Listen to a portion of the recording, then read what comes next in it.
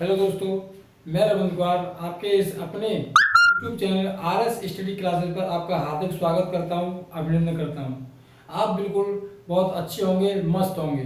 तो आज हम प्रश्नावली 1.3 के अंतर्गत सवाल नंबर पहला करने जा रहे हैं। तो इससे पहले मैं आपको बता दूं कि 1.3 से पहले 1.1 और 1.2 हमने बहुत ही आसान तरीके से उन सवालों को अच्छी तरीके से कर लिया है। तो आइए स्टार्ट करते हैं वीडियो। और वीडियो स्टार्ट करने से पहले मैं आपको एक बात बता दूं कि आप वीडियो को सबसे ज़्यादा शेयर करें, सब्सक्राइब करें, बेल आइकन की घंटी दबाना बिल्कुल ना भूलें। और लाइक की तो हम बोलेंगे नहीं, अगर आपको वीडियो अच्छी लगेगी तो लाइक तो आप वैसे ही कर देंगे। तो आइए स्टार्ट करते हैं। सवाल नंबर पहले में लिखा हुआ है कि सिद्ध कीजिए कि √5 एक अपरिमेय संख्या है। हमें सिद्ध करना है कि √5 एक अपरिमेय संख्या है या नहीं। ये कह रहा संख्या है तो सिद्ध करना है ये। तो आइए सिद्ध करते हैं। माना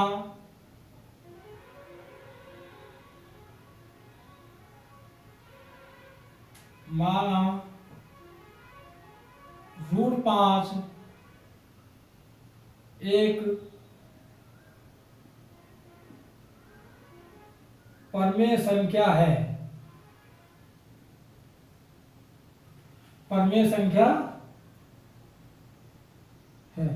मान लिया हमने, क्या मान लिया है कि √5 एक परिमेय संख्या है। ये हमने मान लिया है कि √5 एक परिमेय संख्या है। अगर परिमेय संख्या है तो परिमेय संख्या को हम कैसे लिखते हैं? P/Q के रूप में लिख सकते हैं। तो इसको लिख देंगे हम A/B के रूप में। बताइए, A/B के रूप में लिख सकते हैं। तो मैं यहाँ से स्टार्ट करता हूँ सवाल, और यहाँ से 2-3 लाइन आपकी हिंदी की है जो कि पढ़ के आपको समझ में आएगा कि वो क्या कहना चाह रही हैं। तो उस हिंदी को मैं लिख लेता हूं पहले। तो आइए, मैंने इसको लिख लिया है और मैं इसको समझा देता हूं कि ये लाइन क्या कहना चाह रही है। तो देखो, ए और बी में ए के अतिरिक्त कोई भी उभयनिष्ठ गुणनखंड हो, ए और बी में ए के अतिरिक्त और भी उभयनिष्ठ गुणनखंड हो, तो हम उस उभयनिष्ठ गुणनखंड से भाग देकर ए और बी को सहभाज्य बना सकते हैं। क्या बना सकते हैं? सहभाज्य बना सकते हैं।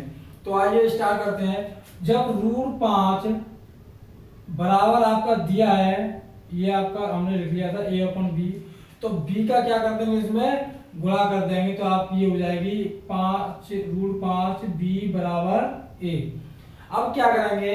हम दोनों पक्षों क्या कर देंगे? वर्ग कर देंगे। दोनों पक्षों का, या ऐसे लिख देंगे वर्ग करने पर, ऐसे लिख दो, दोनों पक्षों का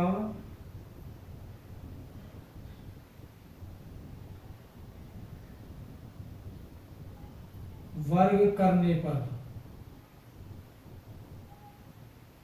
दोनों पक्षों का वर्ग करने पर, जब हम दोनों पक्षों का वर्ग करेंगे तो क्या होगा कि √5 B का होल स्क्वायर बराबर A²। तो इसका ये आंसर निकल के आएगा कि स्क्वायर से ये स्क्वायर कट जाएगा, तो 5B² बराबर A²। तो बताइए, यहां तक आपकी समझ में ये अच्छी तरीके से आया या नहीं आया? बिल्कुल सिंपल तरीके से करा रहा हूं, आपकी समझ बिल्कुल अच्छी तरीके से आ जाएगा। सवाल बहुत ही सिंपल है, बहुत ही सरल है, और मैं इसको आपको करा रहा हूं तो और ज़्यादा सिंपल और ज़्यादा सरल मैं आपको बना के बता रहा हूं। तो आइए एक बार और रिवाइज कर लेते हैं। सिद्ध कीजिए कि √5 एक अपरिमेय संख्या है। तो माना √5 एक कैसी संख्या है? परिमेय संख्या है। तो √5 बराबर A/B रख लिया। तो A और B में एक के अतिरिक्त अगर कोई उभयनिष्ठ गुणनखंड हो तो हम उस उभयनिष्ठ गुणनखंड से भाग देकर क्या कर सकते हैं? A और B को सहभाज्य बना सकते हैं। तो √5 बराबर A/B है। तो √5 अगर B इसका करेंगे, यहाँ इसको गुणा हो जाएगा, तो √5B बराबर A हो जाएगा।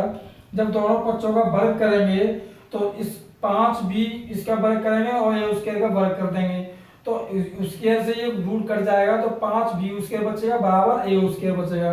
तो आइए आप इसका एक स्क्रीनशॉट ले लीजिए, मैं हट जाता हूं।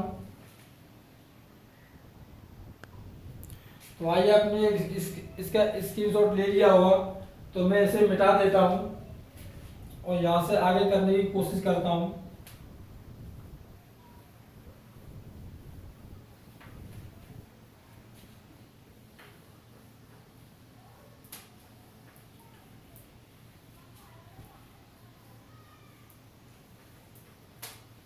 अब क्या कह रहा है, अब इससे ये सिद्ध होता है कि अगर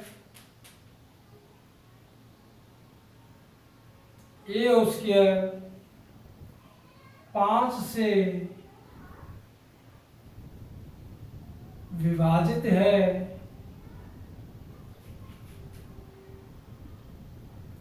तो ए भी 5 से विभाजित होगी। अगर ए उसके 5 से विभाजित है तो ए भी 5 से विभाजित होगी। तो आइए स्टार्ट करते हैं। ए बराबर 5c लिखने पर जहां c क्या है, c एक पूर्णांक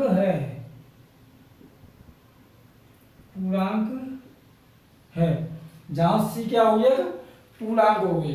तो आइए लिखने पर, तो a का मान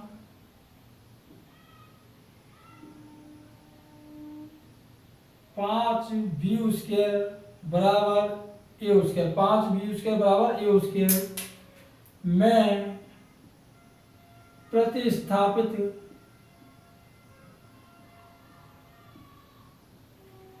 करने पर, तो आइए स्टार्ट करते हैं। तो ए बराबर कितना रखें, 5c, तो 5b स्क्वायर बराबर ए स्क्वायर, ए स्क्वायर का मान कितना है, 5c का स्क्वायर हो जाएगा ये। तो इसका मतलब हो जाएगा 5b स्क्वायर बराबर 25 का c स्क्वायर। तो b स्क्वायर बराबर होगा आपका 25/5। तो आपका ये निकल के आया b स्क्वायर बराबर 5 से 5 कट गया और c स्क्वायर। तो इसका मतलब ये है, अगर b स्क्वायर ऐसे ही ऐसी एक लाइन लिखी जाएगी, b स्क्वायर अगर b स्क्वायर 5 से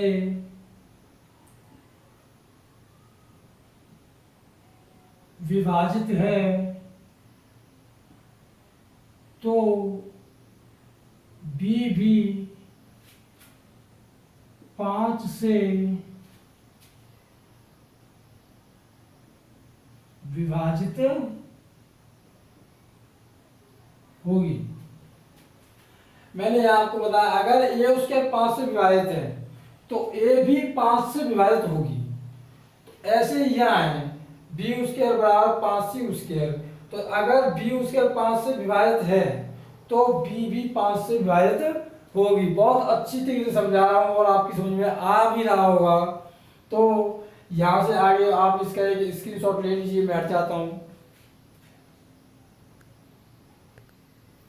आपने स्क्रीनशॉट ले लिया होगा, मैं इसको मिटा देता हूँ। तो इस सवाल में आगे जो कह रहा है, इस सवाल में देखो जो 3-4 लाइनें हैं, इसके बाद क्या होगा, इसके बाद होता है कि इससे पता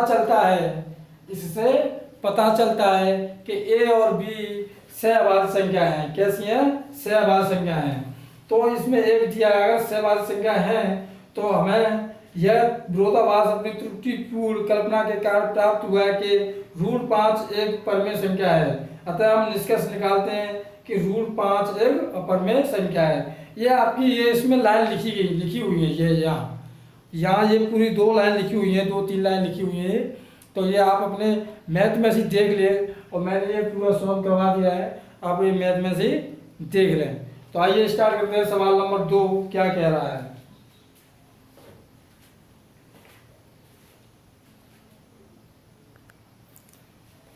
आइए स्टार्ट करते हैं सवाल नंबर 2।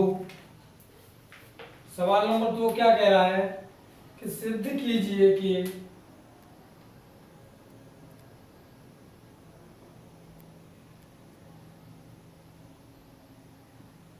सिद्ध कीजिए कि 3 + 2√5 एक अपरिमेय संख्या है।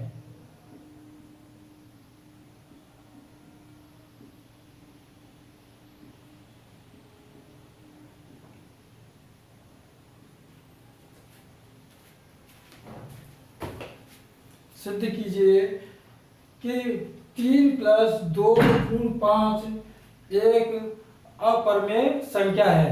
तो आइए स्टार्ट करते हैं। हम पहले मान लेंगे, क्या मान लेंगे, जैसे मैंने अभी √5 में माना था कि माना 3 + 2√5 एक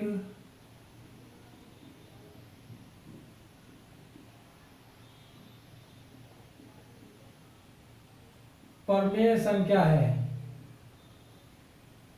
3 + 2√5 एक कैसी संख्या है? एक परमेय संख्या है। अगर ये परमेय संख्या है तो 3 + 2√5 बराबर हम उसको लिख सकते हैं a/b। अगर a/b के बारे में अगर हमने इसको लिख दिया है तो जहां जो a/b को हमने पहले ही बताया था कि मैंने आपको सवाल नंबर पहले भी बता दिया कि a और b को हम सहभाज्य सिद्ध कर चुके हैं। तो a और b सहअभाज्य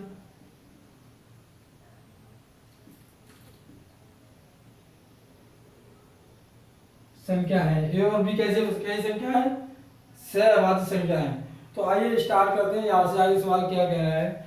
तो जैसे ये 3 इधर आ जाएगी, इसको पक्षांतर कर देंगे बराबर a/b। अगर ये प्लस की है तो अगर पक्षांतर करेंगे तो ये किसकी हो जाएगी? माइनस की हो जाएगी। किसकी हो जाएगी? माइनस की हो जाएगी। तो यहाँ से आगे क्या होगा कि 5 बराबर a-3/b। अगर ये आगे गुणाम है तो नीचे आ जाएगी भाग में। तो हमने पहले ही सिद्ध कर लिया था, क्या सिद्ध कर लिया था कि ये एक परमेय संख्या है। क्या है? परमेय संख्या है। अगर ये परमेय संख्या है तो ये भी एक कैसी होगी? संख्या होगी, परमेय संख्या। परंतु हमने सवाल नंबर पहले में सिद्ध कर लिया था कि √5 एक कैसी संख्या है? अपरमेय संख्या है। तो यहाँ लिख लेते हैं। आइए कैसे लिखेंगे इसको। अतः a-3/2b एक परमेय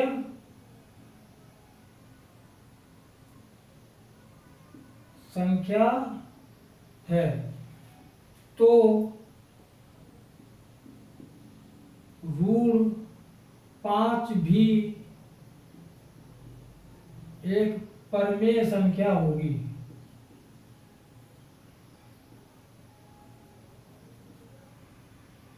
परमेय संख्या होगी। परंतु √5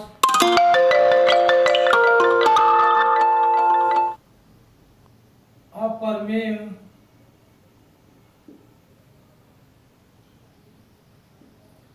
√5 एक अपरमेय संख्या है। ये हमने पहले लिख लिया था। तो बताइए ये सवाल आपकी समझ में अच्छी तरह से आ गया है या नहीं आया है? तो वही चीज है जैसे मैंने अभी आपको बताई थी। सिद्ध कीजिए 3 + 2√5 एक परमेय संख्या है। तो मान लिया ये कैसी संख्या है? परमेय संख्या है। तो अपरमेय संख्या है तो ये अपन b के रूप में लिखेंगे इसको। a और b कैसी संख्या? सहअभाज्य संख्या। पहले ही सवाल में देख लिया था। इसको ऐसे सॉल्व किया, 3 को ये 3 प्लस की तो पक्षांतर किया, माइनस की हो गई, ये गुणा में तो ये भाग में आ गई। अगर ये परमेय संख्या है तो √5 भी एक कैसी संख्या होगी? परमेय संख्या होगी। परंतु √5 एक परमेय संख्या है, अपरमेय संख्या। तो हमारी कल्पना त्रुटिपूर्ण के अनुसार 3 + 2√5 एक परमेय संख्या है। लेकिन 3 + 2 रूट 5 एक अपरमेय संख्या है। ये आपके सवाल में दिया गया है। ये जो 2 लाइन है ये आपको अच्छी तरीके से लिख लेनी है। ये जो लाइन मैंने अभी बताई थी, ये जो लाइन थी इन्हें, इसके नीचे 2 लाइन आएंगे, उसको आप अपने मैथ में से लिख सकते हैं। संख्या चेंज कर देना बस। रूट 5 दी गई है, रूट 3 दी गई है, तो आपको ये वाली संख्या लिख देनी है उसकी जगह बस। तो बताइए कमेंट करके, आप ये बताइएगा हमें कि आपको ये दोनों सवाल समझ में आ गए या नहीं आए।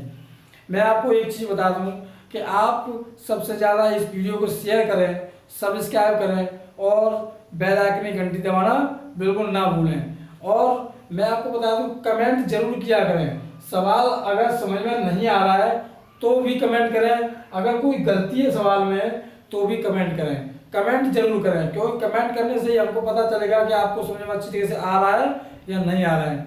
तो हम इस क्लास को यहीं समाप्त करते हैं। थैंक यू, धन्यवाद।